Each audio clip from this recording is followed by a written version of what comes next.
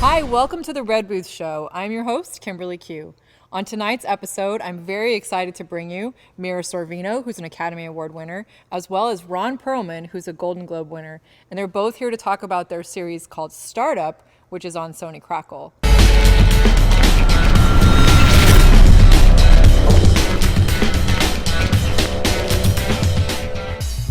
If you could stop the next 9/11 from happening, you'd do that, right? We are a neutral network. Why is that so hard to understand? All my chips are in the middle. That's all we should be focused on right now.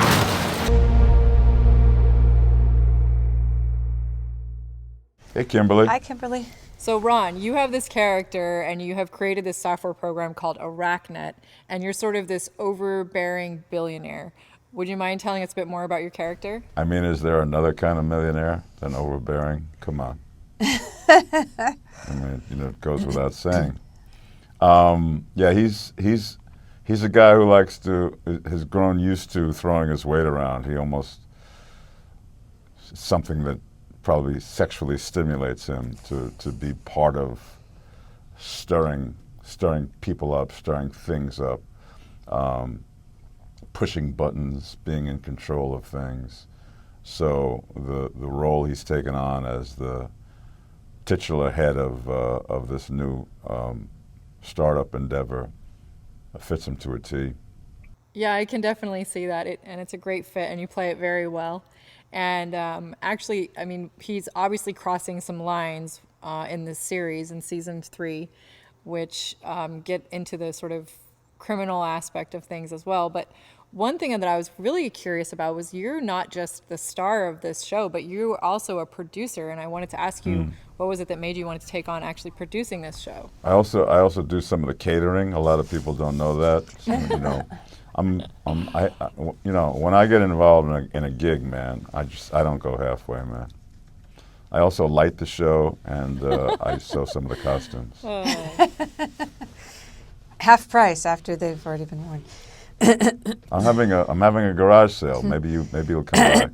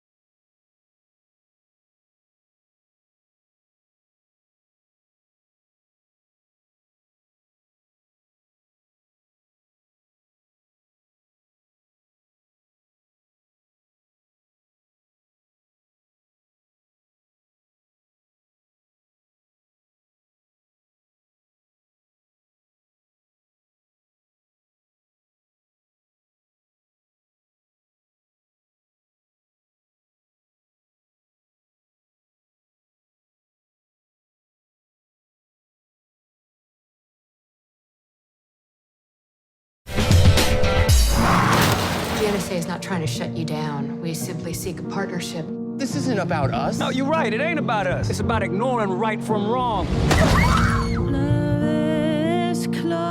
I'm not asking you to be a spy. I'm asking you to be you. Kindest, prettiest version of you. We are good here. Why you want to go and blow all that up? Arachnet is a gang! talking about thousands of innocent people. Mutually assured destruction. You think I did this? We do not play God, ever.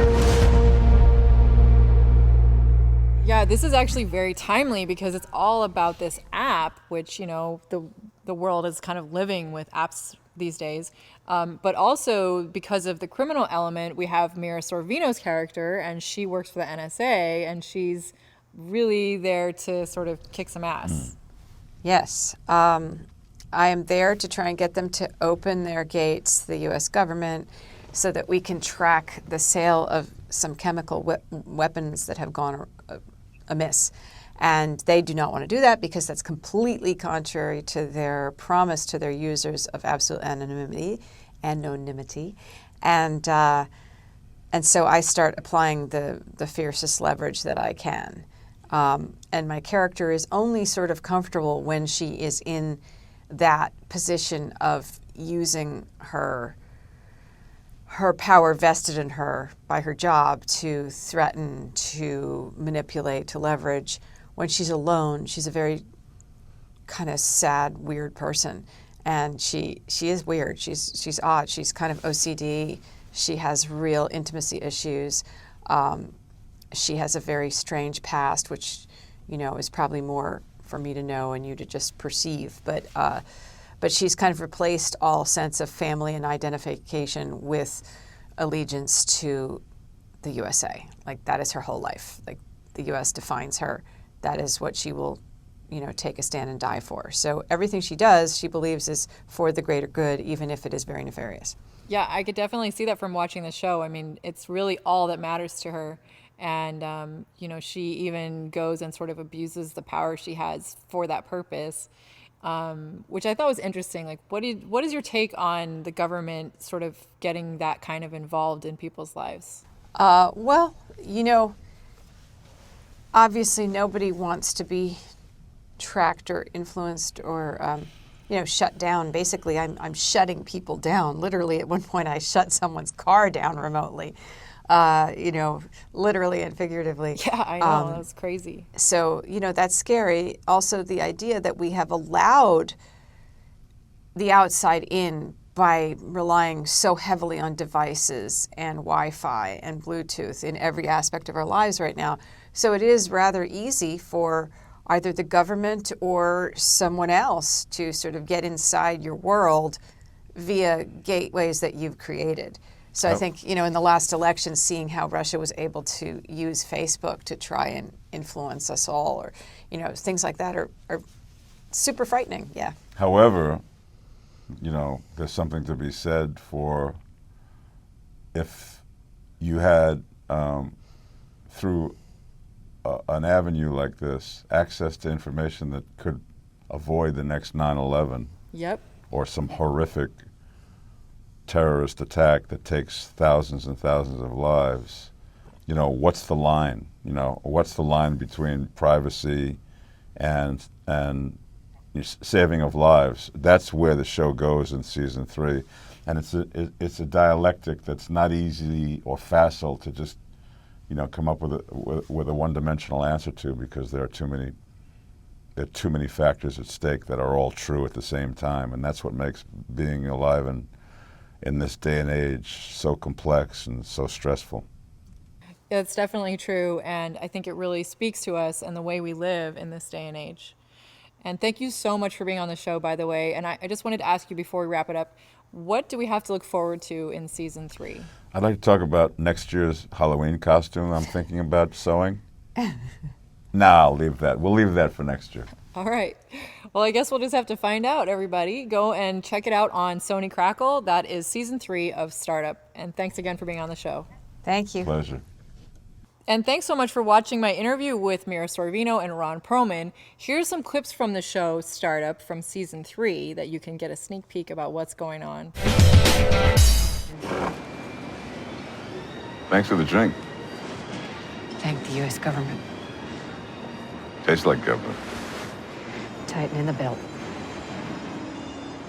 So look, what do you really want? I know what I want. Just let me give it to you and let's be done with it. You want front row seat to the network? Unfreeze my money, I'll let you get access. How? Are you going to get it yourself? How? What do you mean how? It's my company. I would need an office inside your building and full-time cooperation for this to work. I know that your other 3 partners aren't going to go for that. They have 3 votes to your 2. I can convince them, okay? You just unfreeze the money. I'll make it happen. No, that's not the order in which this works. I will unfreeze your money once you turn one of them. But which one is it going to be? Because they all hate you.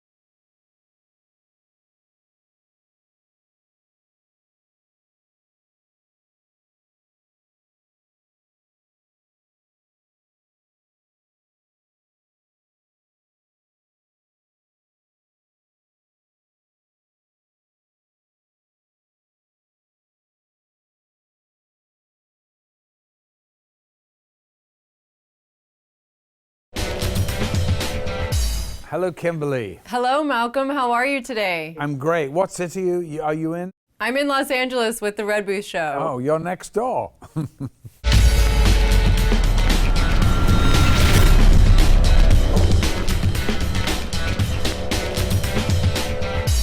He wants me to go to Venice to perform the damn thing. And the turbot for the lady? If I could just scoot your calculator. Yeah, sorry. We're on the clock. You know, I'm going to have to start making reservations for 3 of us. You, me, and the calculator monster there.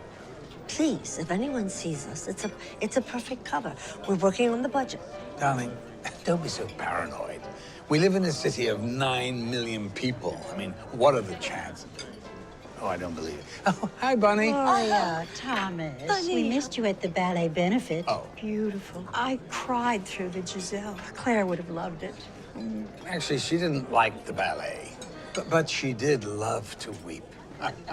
We're just burning the midnight oil at this work dinner. Just running the numbers on the annual gifts. Work, work, work. Speaking of which, I haven't received a check from you this season. Who would I be giving money to? The bubble people? See you on the way out, Gloria. I'm going to the ladies' room. Ooh. Follow me Yeah, and be discreet. good idea. Well, everyone, we are here with the legendary actor Malcolm McDowell. Thank you so much for being on the Red Booth Show. It's my pleasure. Thank you. So you play the maestro Thomas in Mozart in the Jungle, which is an original series on Amazon Prime. Can you tell us a bit about your character? Yes, my character is full of contradictions, wouldn't you know it? He is a maestro that's been sort of kicked upstairs to the board and given some fancy title which he hates, and he'd rather be there, you know, in the exciting arena of conducting, where you get all the adrenaline. And he doesn't really love being on a board listening to boring people talk about finances. So Thomas, he's a tremendous talent, wonderful musician, great artist, and a great interpreter of the great works of Bach, Beethoven, etc. And there's that side to him.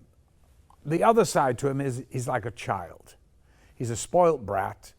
You know, he throws his toys out of the pram, throws tantrums at the drop of a hat, wears his heart on his sleeve, and is a total nightmare.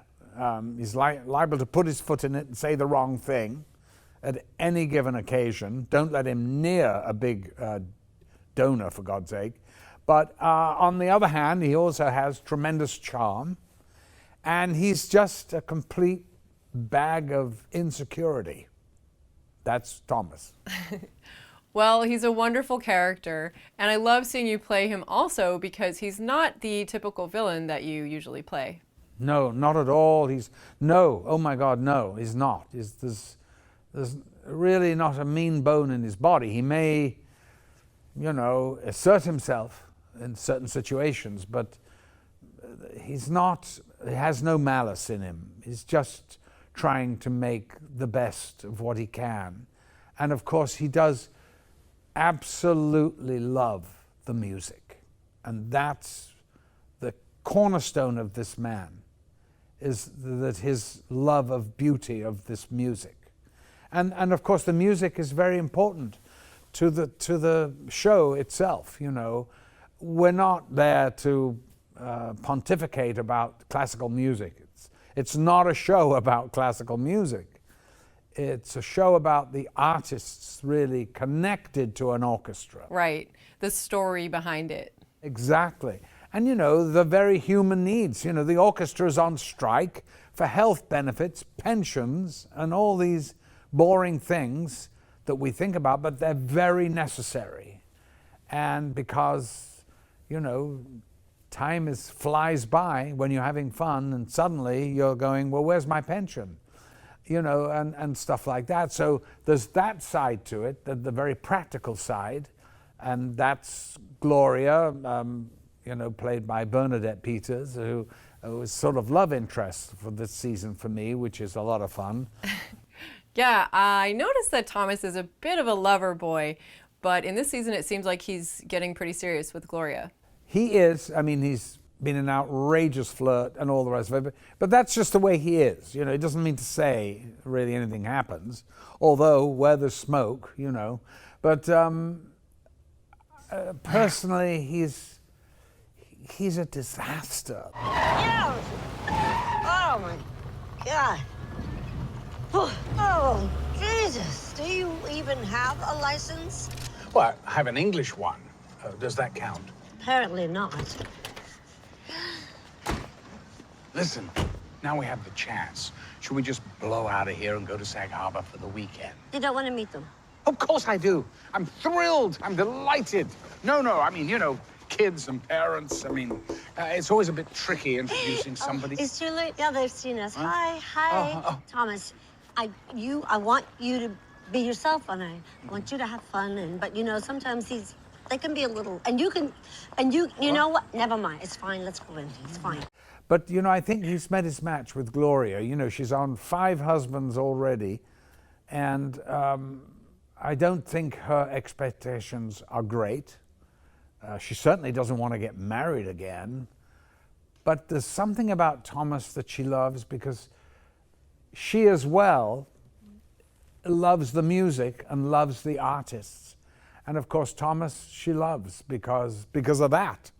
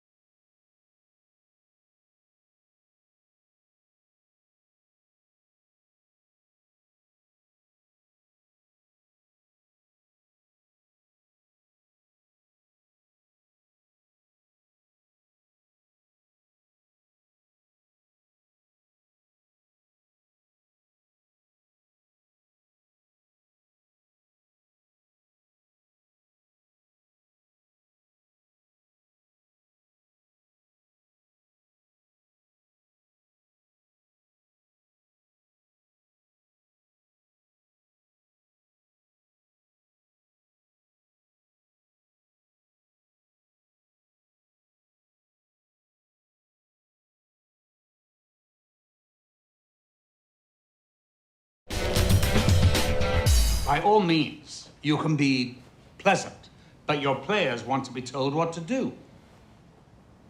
Okay, I get it. Okay. All right, from the same spot.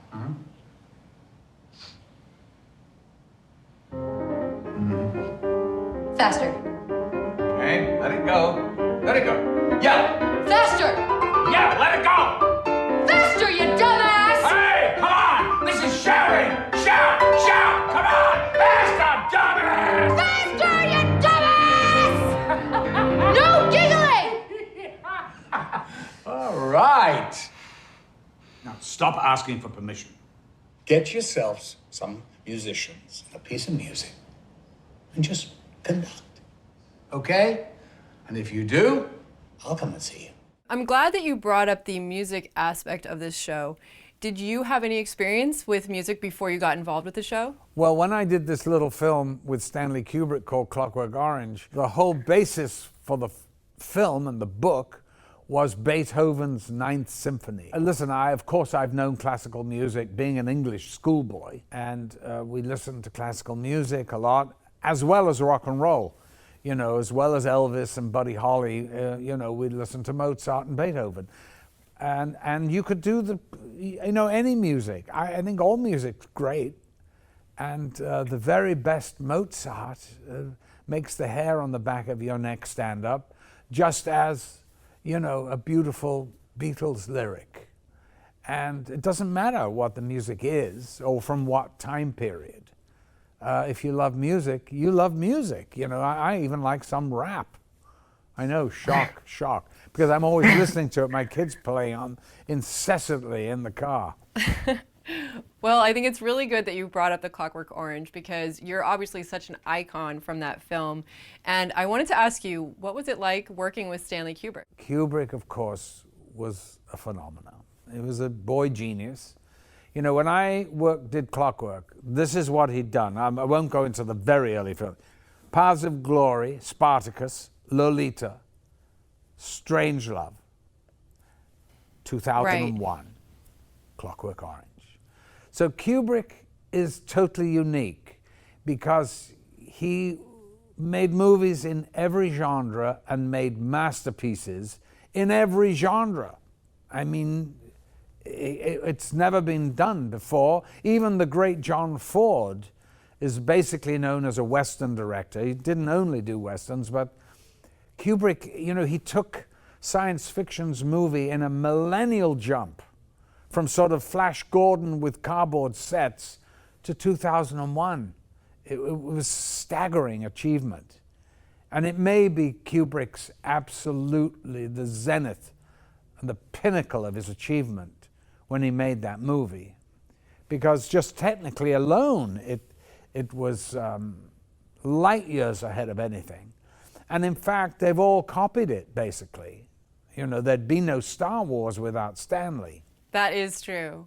Well, I really appreciate you talking about that, and I know that we're here to talk about Mozart in the Jungle and the fact that you guys have a new season 3 coming out. So I would love to hear what we might have in store. I just love inhabiting the skin of Thomas Pembridge because he's such an extraordinary character. He's very frustrating in one way because he's, you know, artistic and all that. And then, you know, then he's like a spoilt brat. And of course he's an alcoholic as well. We've forgotten that element. You know, he's always fighting the demons.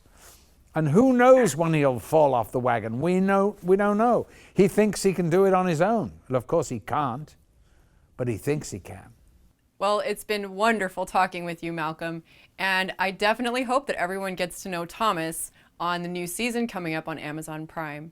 And thank you so much for being on the show. All right, bye-bye. Bye.